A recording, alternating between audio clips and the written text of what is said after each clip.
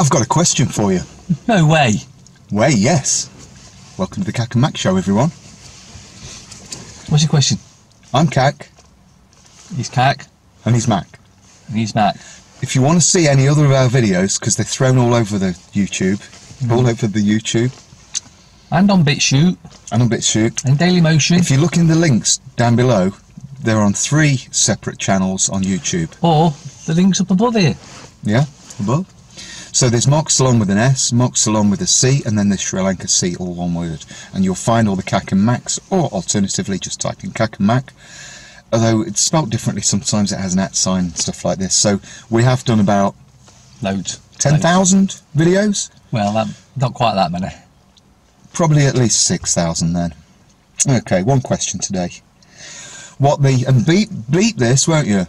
What the is a treasury war chest? Well, it's probably something similar to where they have a chest for the poor and homeless and hungry, and they keep all the money there, and then when anyone needs it, they go and get some. So here you go, you no longer need to be poor anymore. Here's that one, we've paid for your rent for a house. Oh, and here's some food as well. That must be what it is. Something along that lines. So plenty of money for war, but no money for the sick and the homeless and the children. What have you? I can't believe. I don't know where I came across that the other day. A treasury war chest. Treasury war chest definition. According to dictionary.com, money set aside or scheduled for a particular purpose or activity, as for a political campaign or organisational drive. Organisational drive, eh? Or political campaign, so they are campaigning for war then, that would mean. Our lovely servants, treasonous, and Donald and all the rest, they wouldn't do that. It's a noun. But they have done before. War chest technology. What is a political war chest? Who decides who wins the presidential election? Oh, this and more. Not the people. Coming up. Well, especially in America. So, yeah, that's what a treasury war chest is. So basically then, they've got billions of pounds in this chest. Money set aside, yeah. Just in the off chance they manage to cause war. For a particular purpose of war, for a political campaign or organisational drive by the government. You know, every war, who has it been between? Every single war, who's it been between? Human beings? No. 2 different countries? No, wrong again. Who's it been? I don't understand the question. Right, I'll tell you exactly what it is. For instance, World War II. It was our government decided they didn't like what the German government was doing, so they'd have a war with each other. So both governments are having a war, and then they just use us as the cannon fodder. So it's always governments having wars with each other. It's never the men or women or children, although they usually end up as the casualties. Well, if anybody's ever had a war with their neighbour, it's literally hell. And why would you want a war with your next door neighbour if you've got to live next door to them? And that's just a small example. It's not good. So I always make peace with my neighbours, don't you? And because you want to live in a utopia. I mean, this is Paradise Planet, though it seems insanity at the moment. Not for much longer, though. Well, so we've just been for lunch, and there was this chap, rather colourful he was, and I complimented him. And they started talking to us. By that like, means tattoos. I'm just interested in his artwork, and I said, excuse me, staring at your skin, where did you get your artwork? And he said, oh no, don't worry about that. And so we just started a conversation. Then all of a sudden they start telling us about what's going on the planet and about cannabis oil can possibly cure all these diseases and cannabis. And no, he was quite adamant. He said cannabis oil cures cancer. He said that. And yeah, there was a couple of workers, big strapping chaps. They were big men, and it actually felt like another version of us talking to us, which was bizarre, because we didn't need to say anything. We just listened to them, and it's as if they were speaking like we've been speaking for years. We just did what we normally do, which is ask questions, and they gave the reply, and then they filled it in even further. What do you think to this, lads? What do you think to that? So there we go. It's just a quickie KaK and Mac. What the is a treasury war chest? And that's exactly what it is. Amazing, isn't it? That our wonderful governments... Oh, one other thing it says here, look. We're about to end the video, but I found another thing that I wanted to question. Would you like to hear it? Always question everything. Have you heard about the non-human voting system? Now, I do remember reading something about this, but I don't recall exactly what it was at the time. Was it one of the Michael books? It may Because I have been. think it's in China. That it's basically you vote for the corporation and the corporations Yes, that was it, vote for China. themselves. But there is not actually a human vote. It's the corporations do it as a company. Very dangerous situation there. Because then you could get the likes of, say, Monsanto voting on, we all need to drink a gallon of Roundup for breakfast. And there was one thing about Trump. Oh yeah, Trump's been asked to sort out Brexit. Such a competent world leader. According to the rules and the laws and all that sort of junk, the Queen has signed it off, and we leave at 11 p.m. on the 29th of March. With this Remain thing and staying a bit longer and kicking it down the road, it's bullshit. It's been signed off, it's been enshrined in this so-called law, so therefore we actually leave on the 29th of March. You'll believe that? You'll believe that pigs can fly?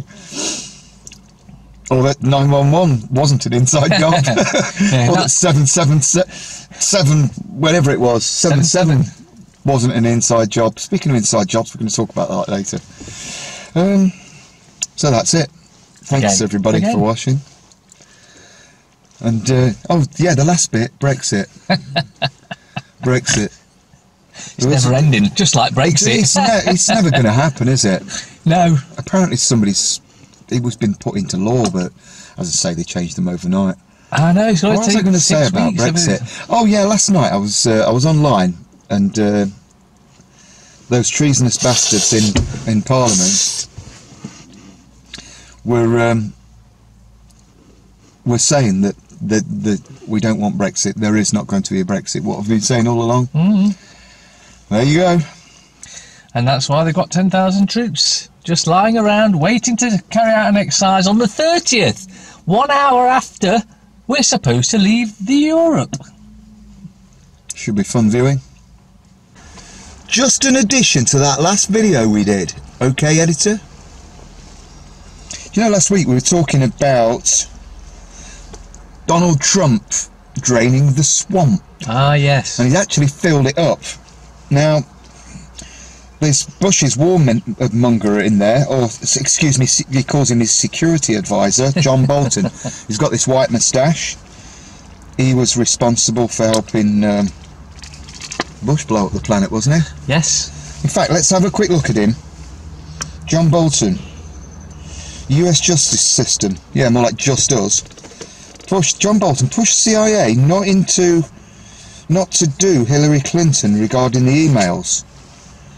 Yeah, that's one John Bolton did. Yeah, they all cover each other's back. John Bolton.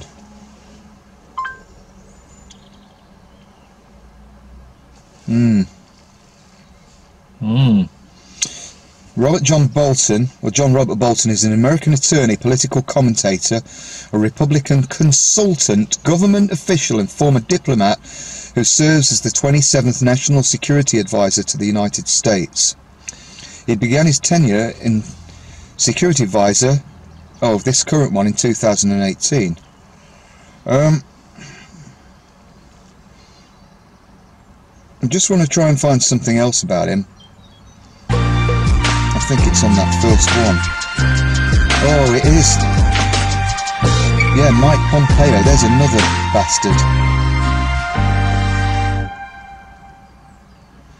Alright, just talk to the people while I'm trying to find something out. Well, are you? I found it anyway. Bolton serves as United States ambassador to the United Nations. United Nations? Who are not united, are they? Nope. From August 25 to December 26 as a recess appointee by guess who? President George W. Bush.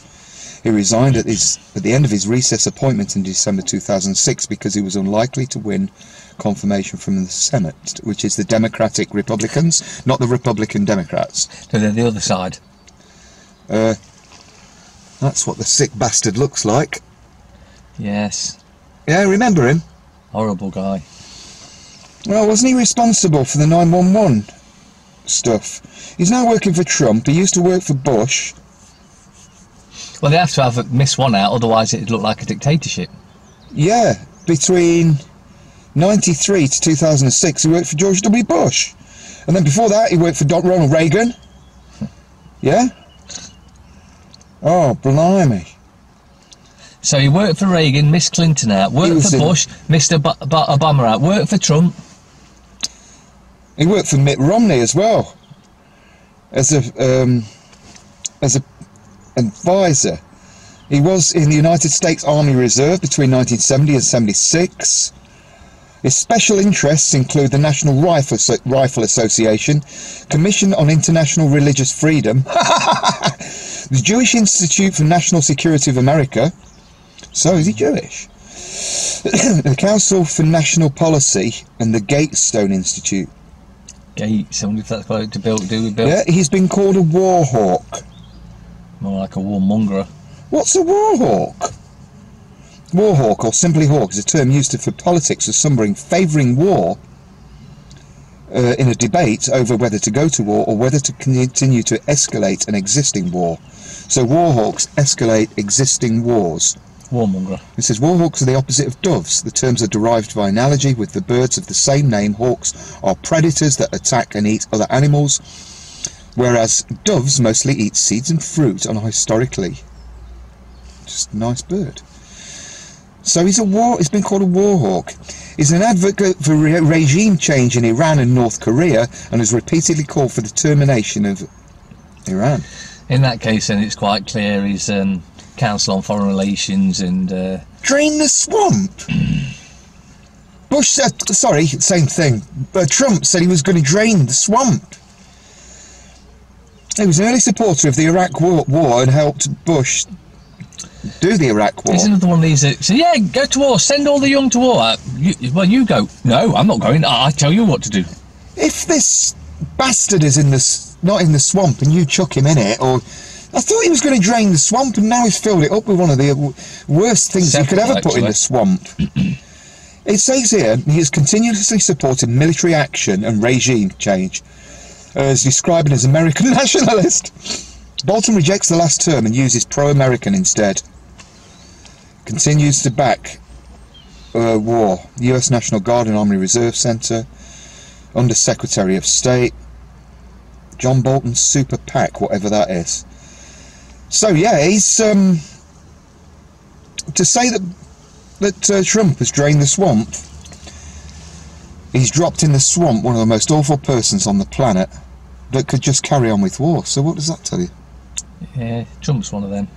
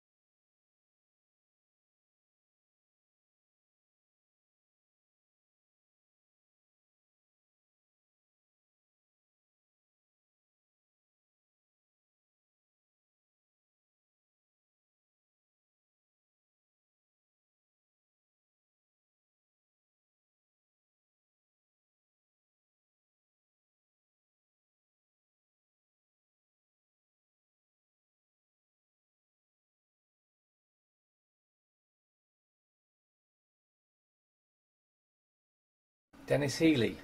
World events do not occur by accident. They are made to happen, whether it is to do with national issues or commerce. and most of them are staged and managed by those who hold the purse strings.